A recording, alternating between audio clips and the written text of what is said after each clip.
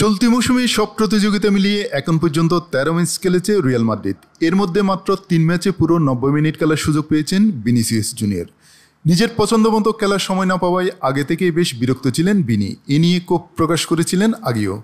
European সংবাদ মাধ্যমগুলোতে বিষয়টি নিয়ে অনেক লেখালেখি হয়েছে। তবে গত রোববার সর্বশেষ এল ক্লাসিকোর সব উত্তেজনা যেন সীমা ছাড়িয়েছে।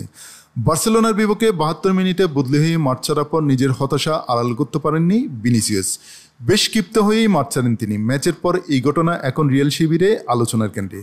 যদিও এই ঘটনায় ভিনিসিয়াসকে কোনো শাস্তি না দেওয়ার সিদ্ধান্ত নিয়েছে রিয়াল কর্তৃপক্ষ।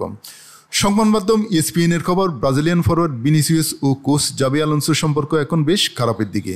ক্লাসিকোতে বদলি হিসেবে তুলে নেওয়ার ঘটনায় ক্ষোভ প্রকাশের পর সম্পর্কে টানাপোড়েন আরও স্পষ্ট হয়েছে বলে ইএসপিএনকে জানিয়েছে ক্লাবের ঘনিষ্ঠ সূত্র। মৌসুমের শুরু থেকেই একের পর এক ম্যাচে ভিনিসিয়াসকে শুরুর একাদশের বাইরে রেখেছিলেন আলোনসো। স্বাভাবিকভাবেই দলের অন্যতম সেরা তারকার কোচের এই সিদ্ধান্ত পছন্দ হয়নি, যার চূড়ান্ত বিস্ফোরণ দেখা গেছে বার্সার বিপক্ষের ম্যাচে। সান্তিয়াগো বার্নাব্যুতে বার্সার বিপক্ষে ম্যাচ শেষ হওয়ার প্রায় আধ ঘন্টা আগে রদ্রিগোকে নামিয়ে তুলে নেওয়া হয় ভিনিসিয়াসকে। তখন রিয়াল ২-১ গোলে এগিয়ে। বদলে হওয়ার সিদ্ধান্তে কুদ্দবিনী মাঠ ছাড়ার সময় বলেন, সবসময় আমি দল চাচ্ছি, আমি গেলে যদি ভালো হয় আমি যাচ্ছি। এরপর বেঞ্চে না বসেই সরাসরি টানাল ধরে চলে যান, যদিও পরে আবার ফিরে এসেছেন। সূত্রের বরাত দিয়ে ইএসপিএন জানিয়েছে, ভিনিসিয়াসের ঘনিষ্ঠরা মনে করেন আলোনসো আসলে এই ফরওয়ার্ডকে পছন্দ করেন না। রিয়ালের সঙ্গে ২০২৭ সাল পর্যন্ত ভিনিসিয়াসের বর্তমান চুক্তির মেয়াদ থাকলেও এর মধ্যে নতুন চুক্তির গুঞ্জন উঠেছে। ইএসপিএন আরও জানিয়েছে, আলোনসো ভিনিসিয়াসের সম্পর্ক পুরোপুরি ভেঙে না পারলেও ক্ষতিগ্রস্ত হয়েছে।